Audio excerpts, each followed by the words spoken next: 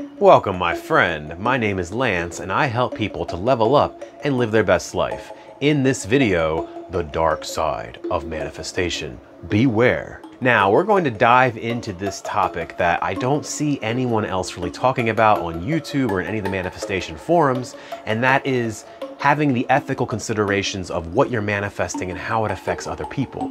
Plenty of teachers are going to give you all the tips and techniques, law of assumption, law of attraction, identity shifting, etc., to make your reality the way you want it to be. But hardly any of them, and I haven't found one yet, tells you anything about the ethical considerations. So let's dive into it.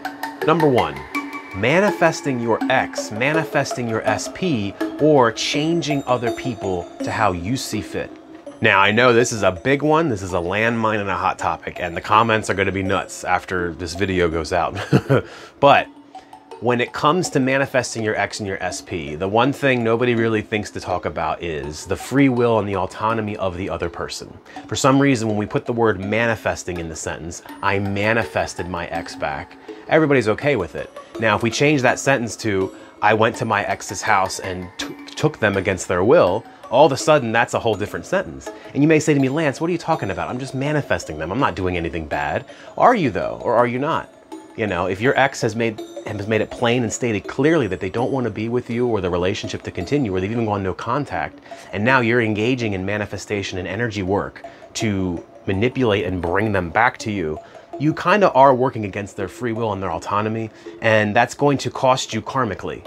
Karma is a real thing, and you'll pay it back either in this life or future lifetimes down the road. Now, that's not to say that you can't manifest love. I don't want to say that. You can manifest love. You can manifest a soulmate. You can manifest the next highest, best relationship for you for where you're at. That is perfectly okay, because you're giving the universe a chance to find someone that wants to be with the energy and the pattern that you currently have. But to manifest an X or to manifest an SP, it is very much against their will, and it's not ethically sound to do that. Now, we're going to get to another point later that may counter some of the arguments I can hear some of you saying already, but Lance, everyone's me pushed out, it's my reality. There is no ethical consideration, and we're gonna address that later. Now, the second half of this topic is changing people to the way you want them to be. And this goes right along the same lines. I literally saw a thumbnail from a teacher on YouTube where it was, I changed him in 4 steps, how I changed my SP to be exactly the way I wanted him to be. And I hope that in hearing that sentence, you can already see the darkness that's in this. If I was to say to you, would you like to learn the 4 techniques I use to make my wife obedient without using manifestation? A lot of you would look at me in a completely different light and be like, that's sketchy, dude. Like, what the fuck is wrong with you?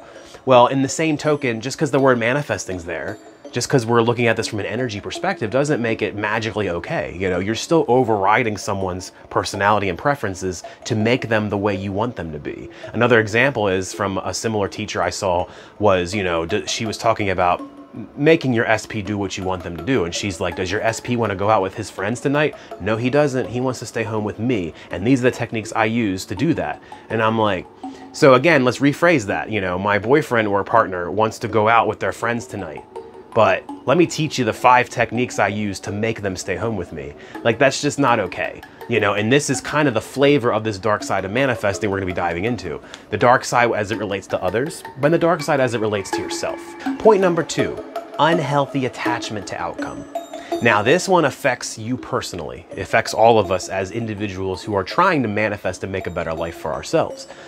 We can sometimes get so future focused. We can become so visualization, vibrational reality focused that it starts to affect our present reality.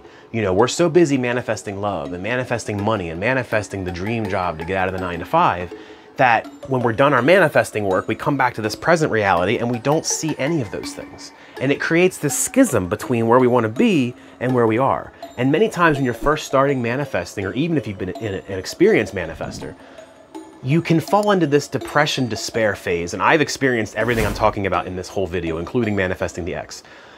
You can experience this despair and kind of depression phase because your current reality is so far away from what you want to manifest. And you can become impatient and say, I just want the money and the car and the house and the lover, and I want the freedom and I want the adventure and I want the healing for my body. But here I am in this present moment where none of it's the way I want it to be. If you know tarot, it's that 4 of Cups energy, or that 9 of Swords energy, depending on how bad things are. And that can lead to a schism. And the irony is, the worse you feel in the present moment, the slower and slower those manifestations will come. Manifesting, the energy and the juice behind it is feeling good now, is feeling happy now, is feeling the emotions of the wish fulfilled in the present moment. So what I recommend in this case, if you're experiencing this, where you're having this depression, this despair, this anxiety that what I'm trying to manifest isn't coming and where I'm at is just so miserable or is so unacceptable to me, you got to flip the whole thing around. Take time in the morning or in the evening, whatever. Focus on your visualization, your manifesting, whatever techniques that you use. And throughout the rest of the day, let it go completely. It's only by letting go of our attachment to outcome that we can then allow things to come in. And while we're busy doing that, be and feel as good as you can in your present now moment. The better you feel, happiness, joy, gratitude, love, laughter in the present moment, that is fuel for manifestation. The higher vibrational energies allow manifestations to flow into your life so much easier. So you want to focus on that element of it. Now, it's not to say we're not spiritual bypassing, we're not toxic positivity here. If bad things happen, feel the feelings that come up. But for the majority of your time, when life's just day to day, practice gratitude. Practice feeling good. Little things go your way. Be grateful. Gratitude's such a powerful force for manifestation, and that can help to cure the despair, depression phase of learning to manifest and things don't come in so fast for you. Point number 3, spiritual bypassing, ignoring personal responsibility and inner work to smooth everything over with manifesting. Now, that's a mouthy title here for this particular part, but it's accurate. What can happen a lot of times is as we learn manifesting, we start to get an idea in our head that says, well, I could just use manifesting to fix my problems, right? Having a problem with my spouse or partner, well, I can use revision to change the past, and I can use revision to change the dialogue and the argument we just had so that we can realize peace and harmony, and in that way, you're bypassing doing the real human work of communicating with your partner, of doing the inner work to see what childhood traumas and patterns have you picked up that you're playing out in your relationship with your partner and healing them. Instead, we can end up wanting to use manifestation to just smooth everything over. Same with money. Instead of examining our abundance blocks and our scarcity mindset, we can think to ourselves, well, I'll just use manifestation to bring more money in. I don't need to worry about all of that, And another thing too is doing the inner work and kind of the inner child healing and the inner trauma healing. I can say, well, I'll just manifest myself to be happy, healthy, and whole, and I won't do any of that inner work because I don't need to. I can just manifest it. I can step into that new version where I am not that way. And while that is true, that we are going to use those tools and techniques to leverage ourselves into a better, more healed version of ourselves, we still can't get away from the fact that we do need to do the regular 3D boring human work of diving deep into ourselves, feeling those feelings that have been repressed, feeling the traumas, processing, therapy, things like that, to work on ourselves. And the irony here is when we do the inner work, ourselves, not using manifesting exclusively as a tool, but not exclusively, our manifesting gets better and it becomes easier because we are busy raising our vibration the more we heal ourselves within. And the last point, this world is just me and a reflection of my inner reality. Everything's just me, so I can do whatever I want. Now, this relates to the law of correspondence, or the mirror principle, as I call it, which says everything that's within you, your inner reality, manifests your outer reality. This entire universe, your personal world and reality, is nothing more than a reflection of what's going on within you. Every person you meet and interact with is pinging off of some pattern or vibration within you, whether it's an attraction, where if you're angry, you interact with angry people, or if it's a pattern match, as in an empath will attract a narcissist, for example. You have pattern matching and then you have like attracts like happening at the same time. Well, there can be a thought that and a conclusion we come to when we're beginning our manifesting journey that says, well, if everything is just me pushed out, Neville Goddard says this, if everyone is me pushed out, and if this whole reality is me and mine, then it really doesn't matter what I do because it's all just me anyway, right? We're all God and source, we're all the universe, so it doesn't really matter what I do, it's just me. And again, that's where people miss the paradox. They miss the other side of the coin. Yes, the world is you. Yes, it is completely a reflection of who you're busy being, your thoughts, feelings, actions, and beliefs, what's going on within you. However, so is everybody else. You see, here's the paradox. You are simultaneously the center and star of your own reality that is completely reflected on you. But simultaneously, you're also the extra in someone else's reality where they are the star and everything revolves around them. And we are all busy being both the star and the extra every day, all day, you know, for our whole lives. And back to ethics, we have to be mindful of that we can't just go around shaping other people the way we want them to be, thinking that, oh, everything's just me, so it's okay. No, they are both simultaneously an extra in your world, but they're also a star and a free will and an autonomous existing being in their own.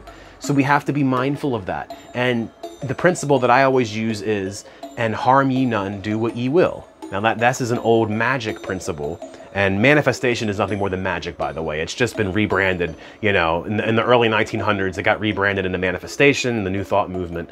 But the reality is this is just a new label for ancient magic that's been around for thousands of years. I come from that tradition myself of magic. That's what I learned and grew up with. And manifestation was only really a word as I started to get older and saw it in popular culture. But we always want to work with the highest good, a win-win scenario for everyone, because that's going to make everything work so much better. And the universe is incredibly efficient. It would much rather fulfill all of our manifestations than fulfill one person's manifestation against the rest. So the more we can work cohesively with other people, the more we can think about what's going to be best for another person and me. Neville Goddard himself, again, law of assumption teacher, says, if you use this power on behalf of another, only use it lovingly. Always use it lovingly.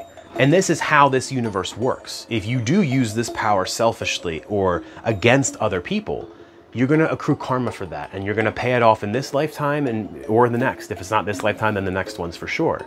And this is kind of how this whole system works. You know, you always got to be thinking of, is what I'm doing ethically sound? You know, is it good for me and for the other people in my life? And to not use it selfishly to manifest an X, manifest an SP, and all those things. For the astute and returning viewers, you may realize I just made a video called 5 Steps to Manifest Your X Back, and I even labeled it the Ultimate Guide. Now, if you follow the steps in this video, I do give one technique in the video out of the 5 that would probably bring your X back, but only if it could be in a healthy way, which most of the time it can't, because the patterns got so negative that you split to begin with. But the video's real purpose is not to bring your X back, but to help raise your vibration, get you to a calm, peaceful, happy place within, so that you then manifest the next best relationship at a higher vibrational frequency, at a higher pattern, so that you're ultimately happier than you would have been had you gotten your X back in the first place. Well, my friends, I'm gonna link 2 videos right here that are gonna be very helpful in your manifesting journey, and I hope you guys choose to make it a great day. I love you guys. Much peace.